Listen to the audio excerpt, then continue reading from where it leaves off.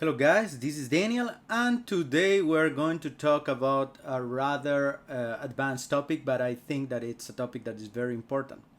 Remember that we have talked about the guess the number game, that we have this stroke which has the games, and we have this hash map which is just mapping the games to their specific game ID. But we also stress that is not possible to perform a search in a hash map. You have to have the key.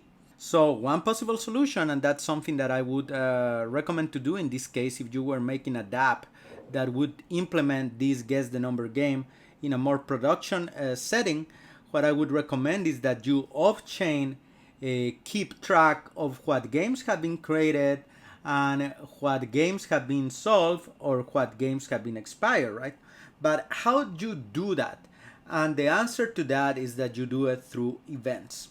Events are, as their name is pretty self-explanatory, they are events that are triggered and that you can define what is their content, and they are triggered on-chain, but you can have listeners listening to those events, and that in answer to those events that are happening could be populating a database in the backend in order that you can present it in the UI, for example.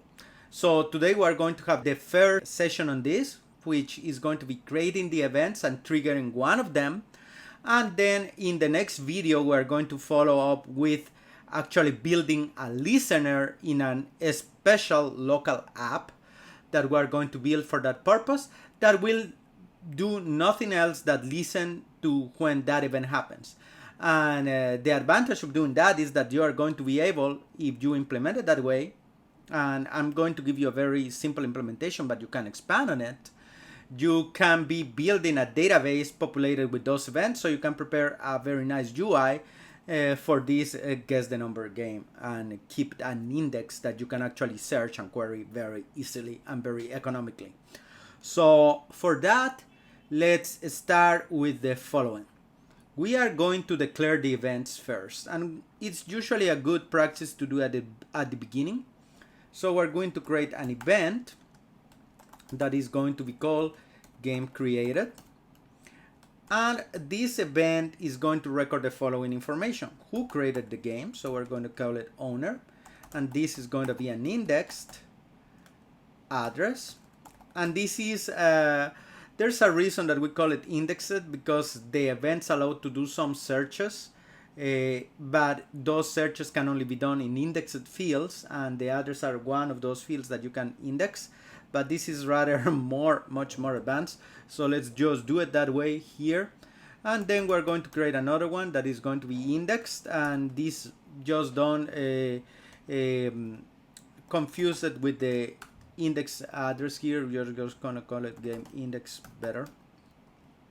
It's gonna be a uint 256, and we're going to add a timestamp to this event, which is going to be a uint 256. Remember that the dates of the blocks are actually Unix dates, so there's a lot of documentation on how you can transform that to UTC time.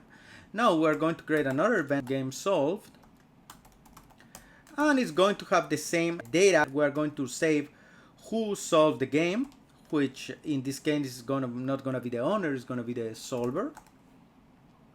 And we're going to store the game index and the time. So we know when a game was created and when a game was solved with the right secret number. Now, once you created your events, then you are able to log them. So for doing that, we are going to do the following. We are going to add to this function that creates a game at the end, instead of this return that we have here, we are going to actually return true. And this is going to pass to return a boolean. And what we are going to do is a log and the event that we created. So we're going to call it game created, and that event took 3 parameters. So we're going to submit the message sender. That would be the owner parameter that we were capturing in our event. Then we are going to need the ID that we are creating, so we're going to send the self core ID minus 1, because we already added one core ID just above, and then the last one is the block timestamp. Now we are going to go to the other event that we want to track, which is the game being solved.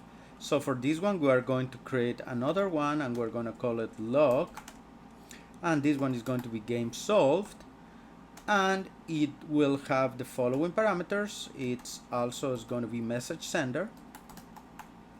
In this case, the ID is given by this game ID parameter that is received at the beginning of the function, and then we need to have also the block timestamp. And after that's done, then we have our two events created. Now we are going to do some testing, so we're going to do Brownie console just to check that everything is compiling. And we're in, so basically everything compiled. So guys, that's the way that you create your events and that you log them. But we are not able to see them yet, because to configure our local ganache to be able to track these events, we have to do a series of things that I think are not very worth it. What we're going to do is that in the next video, we are going to create an actual listener that will do nothing more than listening to one of these events. And that's cool, because imagine all the possibilities that you will have with that, right? You will be tracking events that are happening on chain, off chain. And one possible use case would be to store data that you would want to have for your dapps dashboard. How cool is that? So thank you guys for keeping posted of this video. Continue watching the series. In our last video, we're going to build the listener as mentioned. Smash that like and follow the Moralis channel.